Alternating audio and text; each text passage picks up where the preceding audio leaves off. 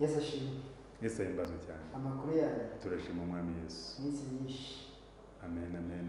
Iminsi ni myinshi ariko namaze kuba umushyitsi. Ubu ni ukuza ntagikomanga. Ntabwo gikomanga. Okay. Ubushize duherutse tukuganira. None uragarutse. Ndagarutse. Ugiye kongera kutuganiriza. Amen. So rero twatangira ugatangira usenga noneho ugakomeza ukatubwira icyo umwami Yesu yagushyize ku mutima wawe. Yesu agumugisha cyane. Amen. Reka dushime umwami Yesu Kristo w'Imana yacu n'umukiza. Mwami wacu Yesu Kristo turagushimiye. Tugushimiye kugira neza kwawe, tugushimiye imbabazi zawe, tugushimiye gukiranuka kwawe, tugushimiye imirimo ikomeye n'ibitangaza bikomeye waringanije twebwe abantu ukaduhera ubuntu, tukaba turi muri uwo munezero udashira uko twaherewe ubuntu nawe, kandi duherwa ubuntu agakiza. Ubishimirwe rero mwami Yesu, turagushimiye ku bwa bene data bose bazadukurikira tugasangira iby'umutsima w'ubugingo waduhereye ubuntu n'amahoro bibe ku buzima bwabo, umugisha wawe ku buzima bwabo, mu izina ry'umwami wacu Yesu Kristo umukiza. Amen. Amen. Amen. Yesu aguha umugisha cyane. Mwene data Aime, ndasuhuza bene data bose mu mpande zose zitandukanye mu izina ry'umwami wacu Yesu Kristo. Ubushize rero twaganiriye ku cyigisho nk'uko byibuka mwene data Aime, tureba uko icyaje mu isi cyangwa se cyaje muri Afurika, kandi nse nk'uwisegura iyo mvuga abazungu twakoze gukoresha muri Afurika bazanye ubutumwa bwiza bwazanywe n'abazungu. Ntabwo mvuga abazungu nk'ibara ry'uruhu, ahubwo ni abo bagiriwe, abo bahawe iyo privilege kudutanga bya civilisation nakubwiraga. Si ibara ry'uruhu rero nko kumva ko hari icyo mbaveba, ni nk'uko natwe hari aho tubujyana. Rero ntabwo biri mu ibara ry'uruhu nko kuzana racisme cyangwa se panafricanisme, kuko hari abantu bazana bakuza panafricanisme mu bitekerezo byo kuremamwo ideology yo kwanga abazungu, nko kubagaragazamwo ko aribo bateye ibibazo byose Afurika irimo. Siko nge mbibona. Rero sindi panafricanisme nkuko byatekerezwa, ahubwo turavuga ngo umuntu wese yagutanze ikintu twemera ko yagutanze ikintu. Nimba dushobora kuvuga ngo ubwoko ubu n'ubu bwadutanze iki n'iki, twemere ko ikibuga cy'indege kiri Kanombe. Rero kuba ikibuga cy'indege kiri Kanombe nta cyari byagomba kuba biteza utundi turere, ariko twemere icyo kintu. Twemere rero ko ayo makuru yazanywe n'abo bantu, ariko tukaba amakosa yakozwe tukaba tutababureminga nk'abo bantu, ahubwo amakosa bakoze natwe niyo makosa dukora na bugingo n'ubu uyu munsi. Gera kuri icyo kintu. Yego. Kuko bifatwa nk'aho abazungu ari babi. Yego. Bifatwa nk'aho bari abantu byo badukoreye iki n'ibiki. Yego. Nyamara ibyo bakora n'ibyo n'abandi bose bakora. Ibyo abazungu bakora, kuko buriya umuntu, ikiremwa muntu, tutanavuze ikiremwa umuntu wese ari mu mitekerereze no mu migirire ye turabihuje, ntibigombera urundi. Ni nk'uko nakwambara Lacoste isa gutya, nkambara y'umukara, nkambara amabara yose nakwambara, nakomeza nkabajya. Buriya rero umuntu n'imitekerereze ye turayihuza bitagombeye. Ibyo bakora nibyo natwe dukora mu buzima busanzwe.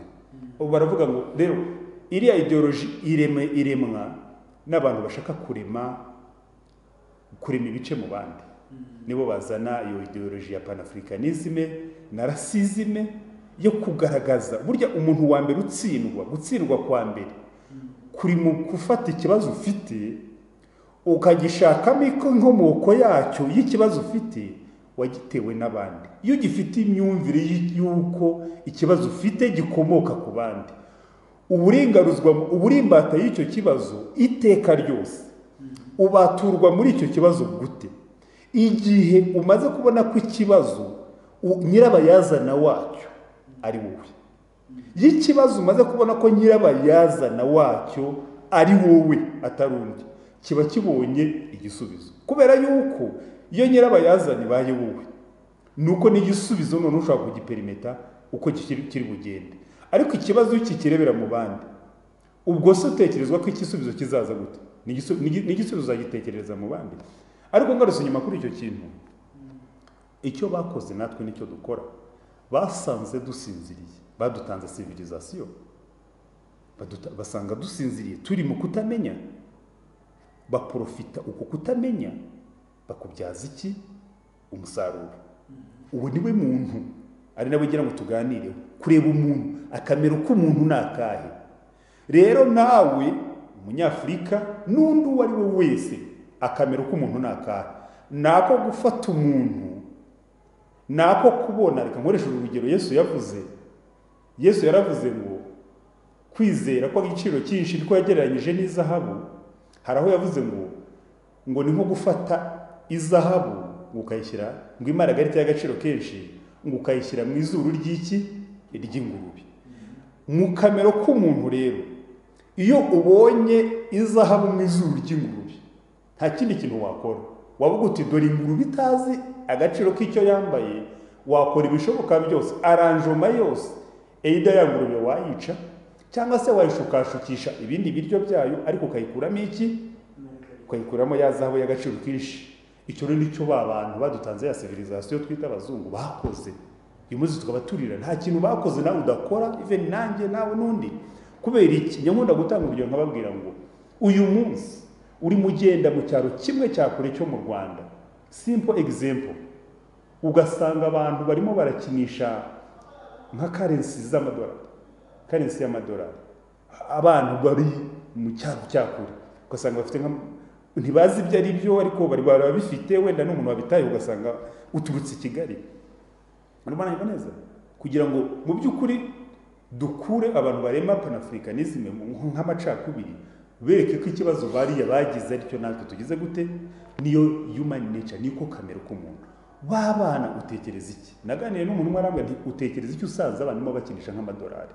Dore uyu munsi byageze ku 1000 kirenga, ugasanga abana mo barakina. Ubabereye mwiza wowe waturutse i Kigali, cyangwa se ufite ayo makuru y'icyo bafite wowe wakimenye bo batakimenye, cyangwa se zahabu, ni igiki wakora? Ubabereye mwiza w'imfura ni ukujya kuri butike ukabagurira bombo z'100, ukababwira uti, ukabajijisha, ugakubita ya madolari mu mufuka, warangiza ukikoza i Kigali, ugahita wubaka imiturirwa. Icyo rero nicyo bene wacu bakoze, natwe dukora na bugingo n'ubu. None se niba tubasha gukora ibyo, uyu munsi turajya kuri master plan kuko tumaze kujijuka. Ubwo twakwifata nk'abanyamujyi, nk'aho ari twe bazungu, abanyacyaro aribo banyafrika, siko bimeze. Uyu munsi abanyamujyi turi avance, tubasha kujya kuri master plan y'umujyi wa Kigali, tukajya kuri master plan y'uturere dutandukanye, tukavuga tuti aha hantu tumaze kuviewinga master plan yaho hazajya ikibuga cy'indege. Okay. Ubimenya umuturage waho ikibuga kizubakwa. Ngo abanyakigali bamenye ko ikibuga cy'indege kizubakwa Bugesera, abanyabugesera nta wuzi ibyo biri. Uri kumva? Niko rero mpita njya kuri master plan nkareba ibikorwa bizahajya, nketa nirukanka. Wa muturage uhafite isambu, kamaze ati muturage urashaka ngahe? Ati giye umpaye 100 naba nguhenze. Ati 100 ngo tukora mu mufuka agira ute? Ukabimuha.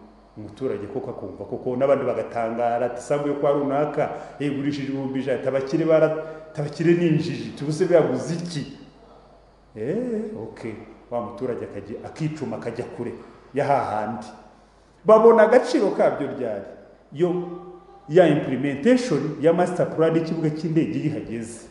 Wa muntu hahandi yaguze 100,000 biba biri muri miliyoni 100. Nicyo rero abazungu bakoze, natwe turagikora mu buzima bwacu bwa buri munsi. Twese tuba dushaka ikintu cya make tukajya kukigurisha, nuko niyo kamero, ako niyo bita human nature. Njya nkunda guha abandi urugero, hangane mbigarukeho cyane, nkwereke ko uko umuntu ari nawe ni kuri, uko runaka yagenje nawe niko ugenza. Njya nkunda kubwira abantu nkabwira ngo murize duciye akenge, ariko se utekereza iki ufata nk'umukozi wo mu rugo, reba akazi operating akagakora gatandukanye. Njya nkunda kuganira n'abantu bakubwira ngo ese wumva wenda ahembwa nkangahe, ati 10, 15, 20, ariko se kuko urebye akazi akora kangana n'amafaranga umuhemba, cyangwa wagiye kureba umuntu uri ineducated, uri sous-informé, urimo uramexploiter, sibyo, akaguha imbaraga zawe zose zishoboka ukamuha ubusa. Urumva icyo gihe wowe urimo ukora ibyo, uri umuzungu, we ni umwirabura, nayo wereka ko ibyo bintu tubisangiye. Iyo niyo nature y'umuntu, ako niko kamero k'umuntu, ni ugukoresha undi ubucakara. Kuki utamuha 100 cyangwa 100, cyangwa ujya uvuga ngo ndashaka umukozi, ndashaka urangije PhD, urashaka umuntu utararikandagiyemo, yaba yarakabije akaba yararicikirije, kuko birenzeho ntiwabona uko ugira ute umukoroneza. Ni ukuvuga ngo kuki uriya mukozi ahembwa 15, ntabwo tugendera ku cyakozwe, ahubwo tugendera ku makuru tumurusha, tukabyaza umusaruro y'amakuru tumurusha, kuko ari sous-informé, akadukorera akazi k'ubuntu tukamuha ubusa. Ibyo nibyo, ako niko kamero k'umuntu. Ubwo nongera nkwereke ngo ubu muntu turabusagiye, ubu mwirabura, ubu muki, ubu mushinwa, akamero k'umuntu ni kamwe, kuko twese dukomoka kuri umwe.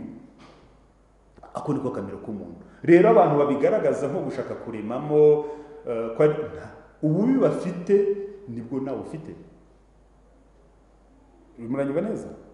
Rero umuntu, akamero k'umuntu n'umwe, kuko twese twokojwe ubumuntu na Adamu, twese turi bene Adamu. Niyo mpamvu naguhaye izo ngero nagira zikwereke ngo uyu munsi aho umuhanda ugiye guca uca inyuma ukagura ikibanza ukakigura kubera ko uziko bazaguha menshi. Kuki utagenda ngo ugurire leti y'ubutaka? Ese utegereza iki mwene data yemeye? Kuki udashobora kugenda ngo ugurire leti y'ubutaka, leti ya Kigali, ngo bari ugenda ugurireho wenda tuvuga i Musanze cyangwa i Huye cyangwa Nyamagabe cyangwa Nyaruguru? Nuko sabwa atari ubutaka, ahubwo kubera iki uragenda ukamuhenda, kuko uziko rero ya master plan, kuko murushije ubwenge n'ubuhanga, we rero ejo bundi nicyo ngicyo. Rero abavandimwe baje barakora, batubyaza umusaruro, bakadutwara imitungo ikomeye cyane, ko bakadutwara imitungo ikomeye, bakadusigira utwenda, bakadusigira imyunyu, bakaduha za miliwari. So rero nitujya tuvuga nka kuri kiriya kiganiro niseguraga, harimo abari babikomentinze bagira ngo ni panafricanisme cyangwa se no kurenganya abazungu. Oya, ni bisabye icyo bashaka kuvuga ni ubukristo bwaje mu buryo bw'abantu, of course, buzanywe n'imyumvire ya kimuntu, butaje mu buryo bw'Imana, buzanywe na nature, buzanywe muri ka kamero k'umuntu, bwaje mu mico ya kimuntu. Urakoze cyane, nicyo nashakaga kuvuga. Nuko wenda abantu babuzanye ari abafite uruhu rwiswe, ariko n'abirabura iyo babujyana mu bazungu, natwe tubujyana gutyo, nuko babujyana. Reka rero noneho ku kiganiro cy'uno munsi turebe noneho uko byari bikwiriye kumera. Turabanza turebe umuntu uko ari, turebe noneho na kamero k'Imana uko kari. Noneho nitumara kubona ko kamero k'umuntu ukurikije ibyanditswe, turebe na kamero k'Imana ukurikije ibyanditswe. Tumenye rero ngo ese koko byagombaga kuza gute, influence, impact byari bugere muri societe nyarwanda no kwisi muri rusange yakombaga kuba isa gute. Ese iyo influence iboneka bigenze gute? Reka dusome rero mu Balewi igice cya 24.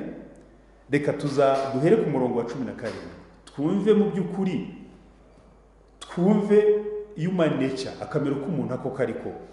umurongo wa 17 umubare w'ibice 24 haravuga ngo uzakubita umuntu akamwica ntakabure kwicwa, uzakubita itungo akaryica aririhe, ubugingo burihweho ubundi. Umuntu natera mugenzi we inenge yiturwe nk'iyo yagiriye undi. Ijisho rihorerwe irindi, iryinyo rihorerwe irindi. Uko yateye undi muntu inenge aba ariko yiturwa. Uwishe itungo aririhe, uwishe umuntu ahorwe. Murabyumva? Ubu ni bwo butabera bw'abantu. Iki nicyo kiri muri nature. Ubutabera bw'abantu bwubatse burya. Iyi niyo bita human nature. Nuko ijisho rihorerwa irindi. Kandi bumva mu myumvire y'abantu bavuga bati natwe waduha abazungu tukabakoloniza. Natwe twabagerera mu kebo batugereyemo. Uri kumva? Nuko ngo ijisho rihorerwa irindi, uwukwanga nawe umwange, uwukugamanira umugambanire, uwugukubise nawe umukubite. Iyo niyo bita human nature. Noneho tugiye tukagenda tukagera muri Matayo ibice 5. Muri Matayo ibice 5 wumve se akamero k'umuntu uko niko umuntu ari. Nuko ijisho rihorerwa irindi, nuko waguhemukiye nawe wagira ute wamuhemukira. Noneho muri Matayo ibice 5 umurongo wa 44 wumve ukuntu Imana Matayo ibice 5 umurongo wa 44 aravuga amagambo akomeye kugira ngo wumve akamero k'umuntu, wumve n'impamvu ibi byanditswe kugira ngo umuntu amenye standard ariho. Ukumva byanditswe kugira ngo umuntu amenye standard ariho. Matayo 5 ibice 5 umurongo wa 44 haravuga ngo mwumvise ko byavuzwe ngo ukunde mugenzi wawe. Yesu arongeye gukotenga aya magambo. Byaravuzwe ngo mu muntu, dore ikintu cyumvikana. Byavuzwe ko mwumvise ko byavuzwe ngo ukunde mugenzi wawe wange umwanzi wawe. Ubu nibwo butabera bw'abantu. Iki kirasona vuba. Iyi nyigisho mu bantu muri kamere muntu iraryoshye cyane. Muri Matayo 5:43 niho twahereye. Ngo mwumvise yuko byavuzwe ngo ukunde mugenzi wawe wange umwanzi wawe. Ubu butabera iyo bugeze ku muntu buba nko gutwara igare ahamanuka. Kwanga umwanzi wawe ijisho rigahorerwa irindi nkuko twatubiho. Hano arimo arakotinga n'ubundi ibyo twumvise mu Balewi 24.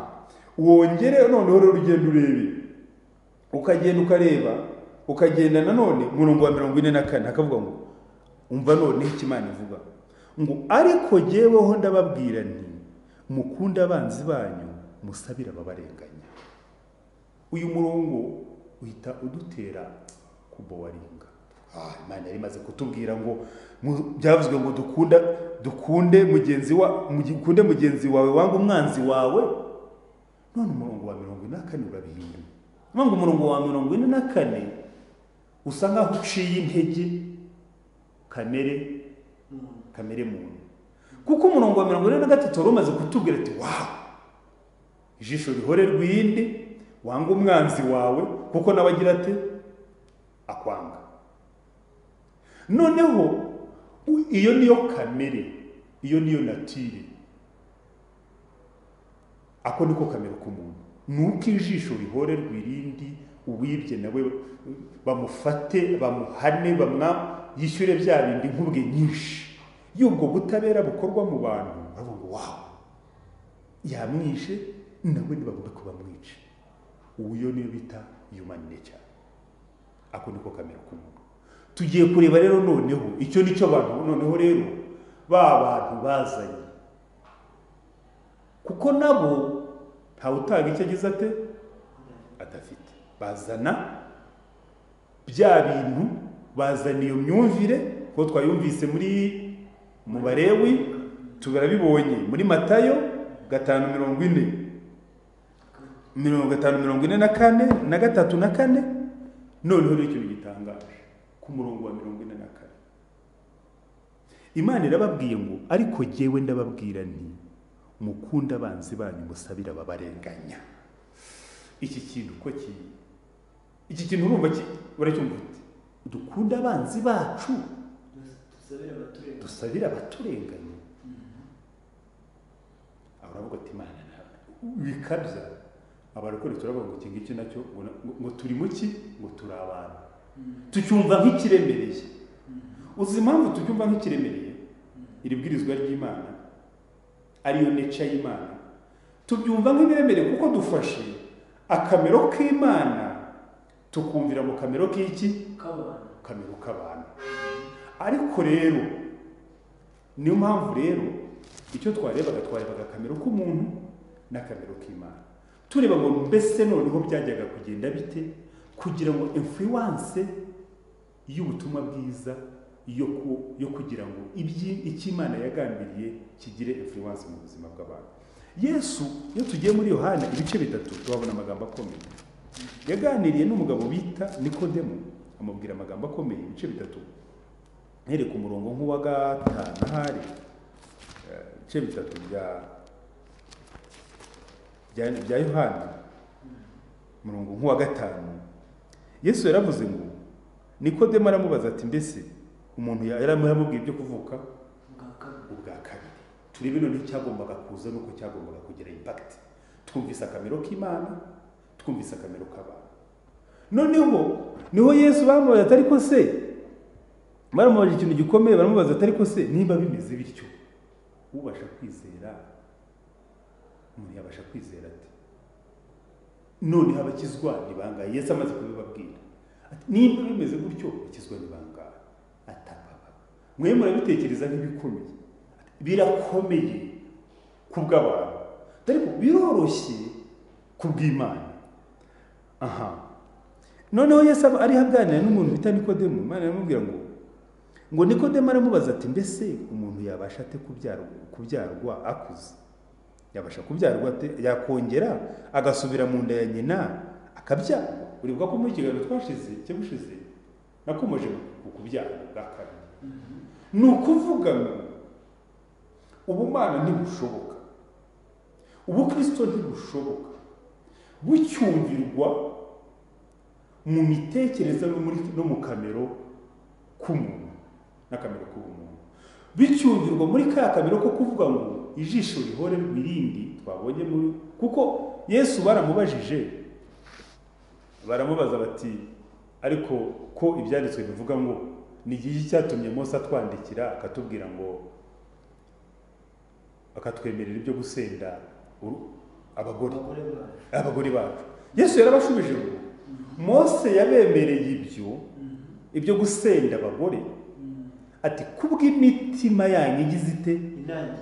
None nibyo twabonye mu Balewi ibice 24 abantu bandikiwe biriya kubw'imitima yabo igize ite inangi. Ni Mose wabyanditse. Ni Mose wabyanditse. None Yesu arabikotinga bamaze kuki Mose yatanze bino bintu uvuga ngo ntabwo umugore nakunarira umusende uzana undi. Ati jewe ntabwo ariko ibintu byahoze mbere na mbere. Ati Mose yabandikiye ibyo ngibyo kubw'imitima yanyu inangiye, kubwa kamere yanyu inangiye.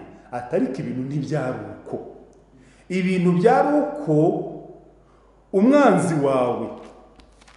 Hamwe twasomye 5:44 reka masome hafi ngo ariko jewe ndababwira nti mukunda abanzi banyu musabira ababarenganya. Nandi magambo Mose nubwo yabandikiye ibyo ngo ijisho rihora rwirindi, atariko mu ntangiriro z'ibintu mukunda abanzi banyu musabire ababarenganya. Niwo wari umugambi w'iki? Kuki twumva biremereye rero? Ntibishoboka koko aka kamero k'Imana gashobora kubaho tugifite ka kamero k'iki. Niyo mpamvu bagombaga kuzana ubutumwa. Rero icyagombaga kubwirizwa ni iki? Ni uko abantu bavuka ubwa kabiri, kuko ubuvuke bwa mbere bwo butanigishwa, butasaba ko tujya mu ishuri. Uramwikiye neza. Ubuvuke bwa mbere ni ubw'uko ijisho rihorera irindi. Tugomba gukunda abadukunda tukanga abatwanga. Ubwo nibwo buvuke bwa mbere, ari nabwo Nikodemo yari afite.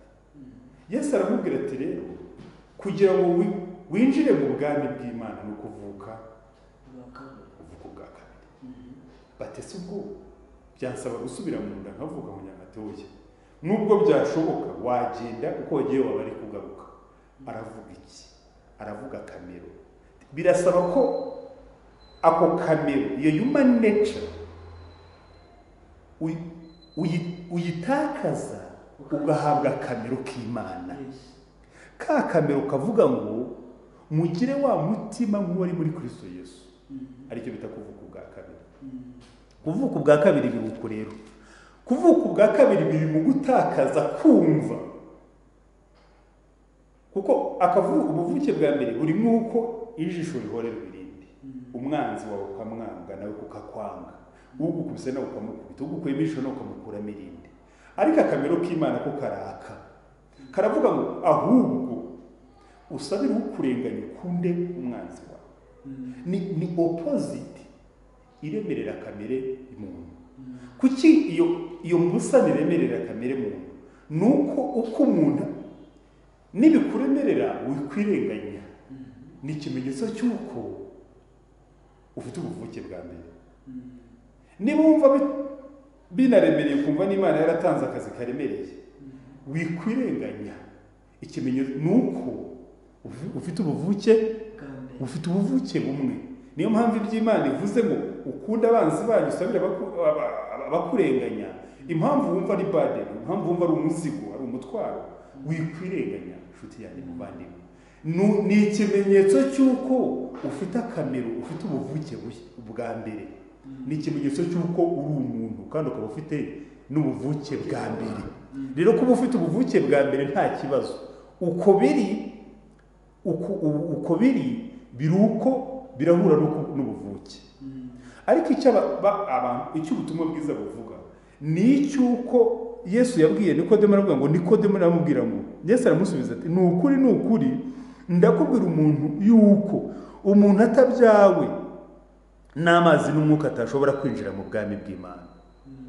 Yesu abwiye Nikodemo, abwira ngo umuntu agifite ubuvuke bwa mbere, akamero k'umuntu twakubise uko kari n'imyifurize yawe, umuntu agifite ako kamero ati ntibishoboka gusingira ubwami bw'Imana. Ubwami bw'Imana buri hehe rero? Buri mu gusangira divine nature n'Imana.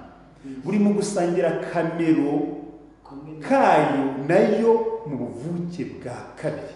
Mu buvuke bwa kabiri rero ntabwo ari muri parallelisme y'ubuvuke bwa mbere n'ubwa kabiri. Ubuvuke bwa kabiri, kuvuka ubwa kabiri, si mu mikoranire cyangwa se ntabwo ari muri platform y'ikibuga cy'imikorere y'umuntu wa kera n'imikorere y'umuntu mushya wenda ngo bibe bituranye bikorana. Oya, mu buvuke mu kuvuka ubwa kabiri hari imikorere mishya, hari akamero gashya, hari imikorere y'Imana ubwayo. Kuko hari abantu benshi gutekereza yuko hari umuntu avuka ubwa kabiri hanyuma imikorere y'ubuvuke yo kuvuka ubwa kabiri igakorana n'uwambere cyangwa se bikagenda bisimburanwa, mu kanya hakora iya kera, mu kanya hakora imishya. Oya, Yesu abwiye Nikodemo, aravuga ngo utavutse ubwa kabiri, utavutse ubwa kabiri ngo ube andoctrine, ubatizwe muri iri jambo ryo muri Matayo 5. Kuvuka ubwa kabiri muri Matayo 5:44 aravuga ngo ariko jyeweho ndakubwira nti ukunda abanzi banyu musabira ababarenganya. Iki kintu utarabatizwa muri yo ideology, utarabatizwa muri ideology yemeranya n'ijambo ry'Imana rivuga ngo noneho ndababwira ngo umuntu nagukuramo ijisho ijisho ntirihorerwe irindi rwumva ahubwo umusabire ati ndababwire ko umuntu natarabatizwa muri iyi ideology iyo ko umuntu nagukubita urushyi umuhindurira n'undi agakubita mu wundi musaya iki nacyo ni ikindi cyigisho cyagutse ariko utaraba andoctrine utarabatizwa muri iyi mitekerereze muri iyi necya y'Imana ati ndakubwiza ukuri yuko udashobora kubyarwa ushobora kwinjira mu bwami bw'Imana kwinjira mu bwami bw'Imana biri hehe rero dusoza biri muri turebye mu Baroma ibice 5 umurongo wa 7 ibice 5 by'Abaroma umurongo wa 7 baravuga ngo hari amagambo akomeye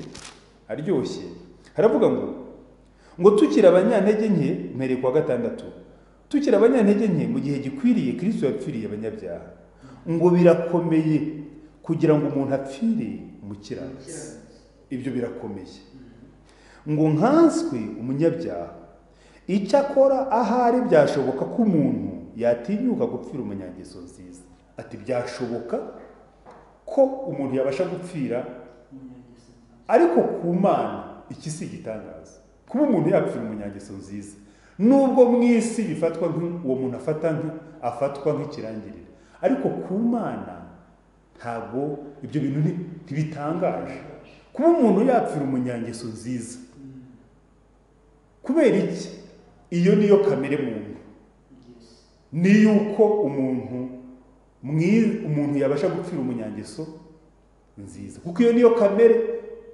dukunda abadukunda tukanga ariko none umva ikintu gitangaje 7 ngo icyakora hari byashoboka ko umuntu yapfira umunyangeso nziza ibi nta gitangaza uyu ni umuntu ariko igitangaza kiraba ariko Imana yerekanye urukundo rwayo dukunda ubwo Kristo yadupfiraga tukiri abanyabyaha wumvise mukunde abanzi ngo ariko Imana yerekanye urukundo dukunda ubwo Kristo yadupfiraga tukiri abanyabyaha kwitura umuntu ineza mu cyimbo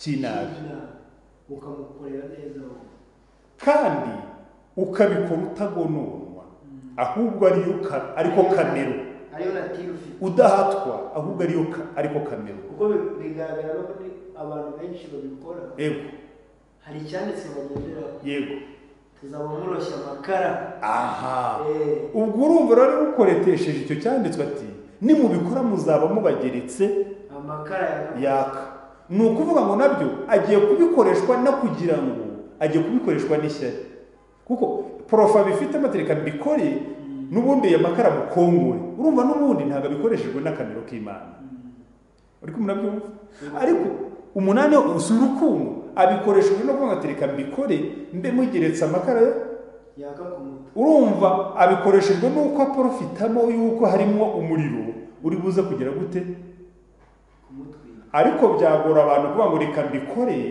kuko muhesheje iki muhesheje umugisha yavuga ati ibyo bintu biratangaje ariko dore ikintu gitangaje ariko kamero k'Imana kandi ako kamero akaba ariko tubatizwamo muri make tuvuze ko kuvuga ubwa kabiri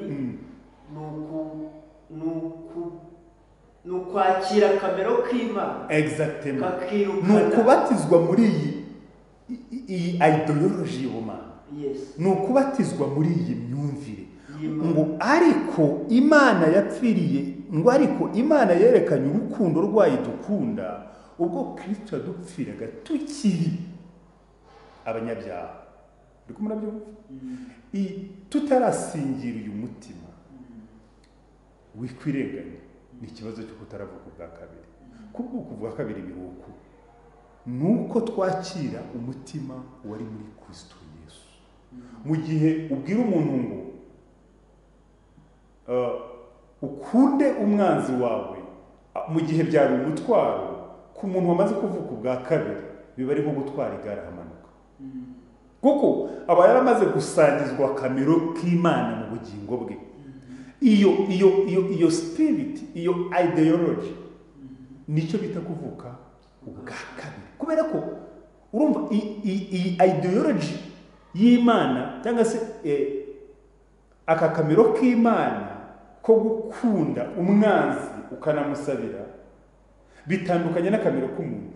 Akamero k'umuntu ko ahubwo kwari ukwanga umwanzi ukamugereka n'amakara yaka ku muntu. None Imana yererera iravuga atoya da si uko nguko bimeze, kunda umwanzi wawe ahubwo. Niyo mpamvu ijambo rivuga ngo se nukunda abagukunda tuzagira ute, uzashimwa iki?